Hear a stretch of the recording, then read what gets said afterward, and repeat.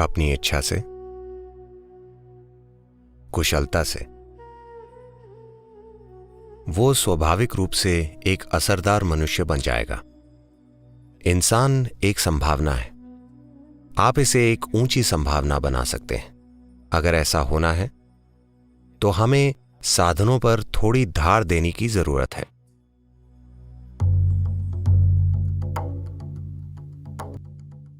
साधना पद का मतलब है साधन यानी उपकरण,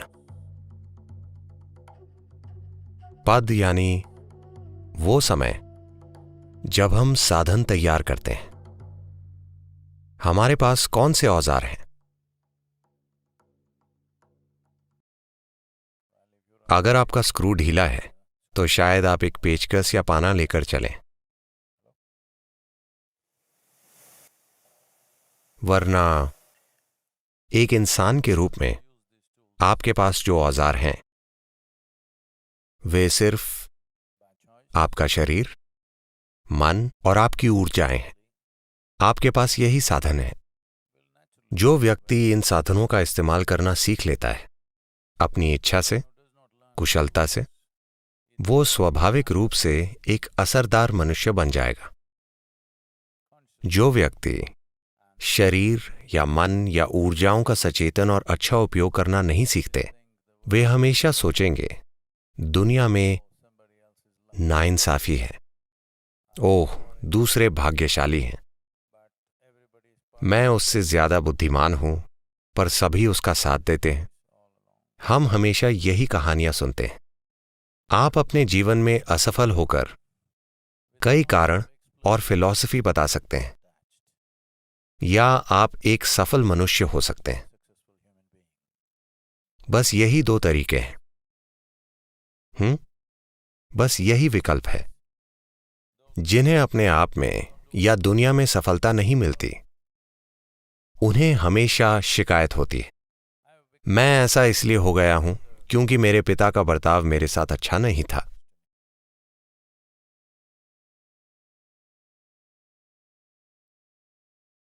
जब आप ऐसे हैं तो वे आपके साथ अच्छा बर्ताव कैसे करेंगे?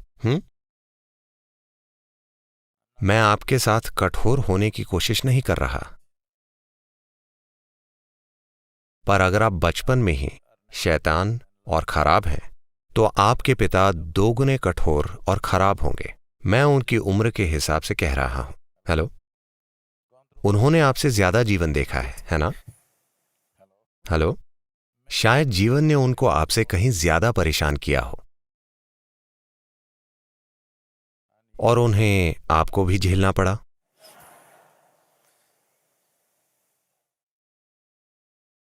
ये एक चीज, अगर आप साधना करना चाहते हैं,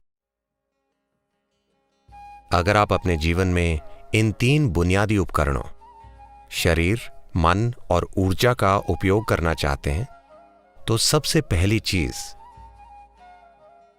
हम आपके भीतर इसे उतार रहे हैं इनर इंजीनियरिंग के पहले दिन से ही, कि मेरे भीतर बाहर जो कुछ भी होता हो,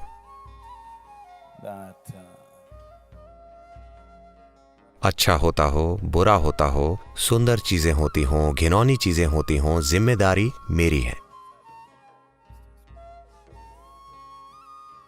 ठीक है? क्या आपने अपने भीतर यह समझ लिया है? अगर सफलता मिलती है तो वजह मैं हूं, अगर नहीं मिलती तो भी वजह मैं हूं। क्या आपने यह समझ लिया है? सद्गुरु, हमें लगा कि यह काम आप हमारे लिए करेंगे।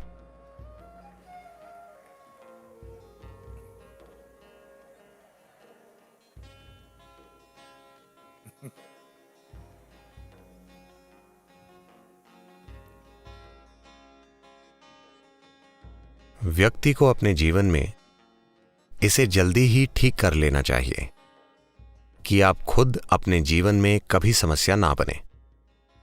आपका शरीर, आपका मन, आपकी ऊर्जाएं कभी समस्या ना बने। बाहर कुछ समस्याएं होंगी, पर हम उन्हें संभाल सकते हैं अगर ये कोई समस्या ना हो। आपके जीवन की हर चुनौती में जब यही एक समस्या होगा तो आप सिर्फ चुनौतियों से दूर भागेंगे। अगर आप चुनौतियों से भागेंगे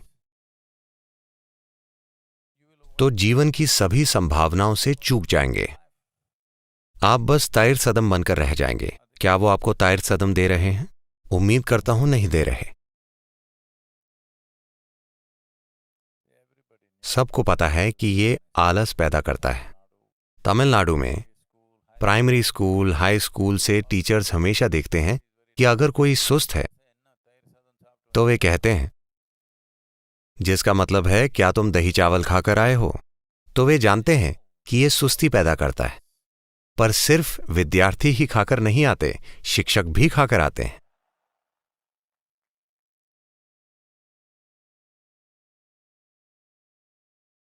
तो सुस्ती एक शानदार चीज है।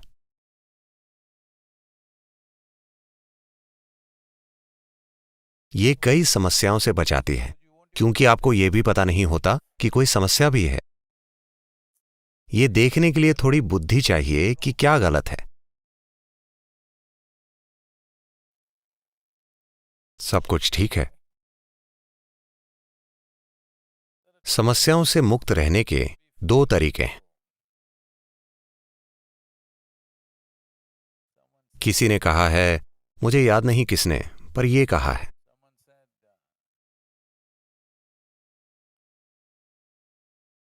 फरिश्ते समस्याओं से अछूते होते हैं उनकी प्रतिभा के कारण, और जानवर समस्याओं से अछूते होते हैं प्रतिभा की कमी की वजह से। पर इंसान बीच में झूलता रहता है और संघर्ष करता है, क्योंकि वो अभी भी एक संभावना है, अभी एक वास्तविकता नहीं बना। इंसान एक संभावना है। आप इसे एक ऊंची संभावना बना सकते हैं, या आप इसे निचली संभावना तक धक्का दे सकते हैं। ये इस पर निर्भर करता है कि आप कितने अच्छे से अपने शरीर, मन और ऊर्जाओं का प्रयोग कर सकते हैं। क्या आप उनका प्रयोग करेंगे या क्या वे आपका उपयोग करेंगे? ये एक सवाल है। जब मैं कहता हूं कि वे आपका उपयोग करेंगे, तो बिना किसी पूर्व धारणा के, बिना लोगों को नीचा समझे,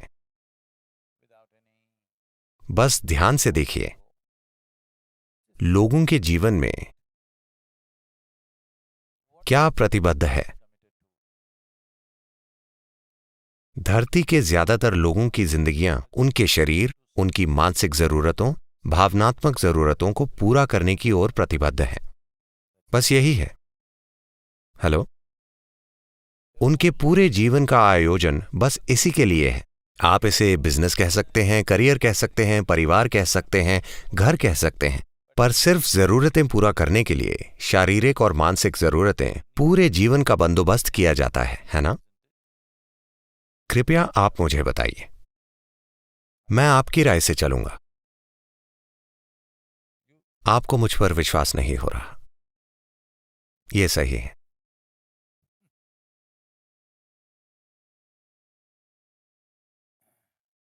ये शरीर विज्ञान और ये मनोविज्ञान यहां आपकी सेवा के लिए है या आप उनकी सेवा के लिए?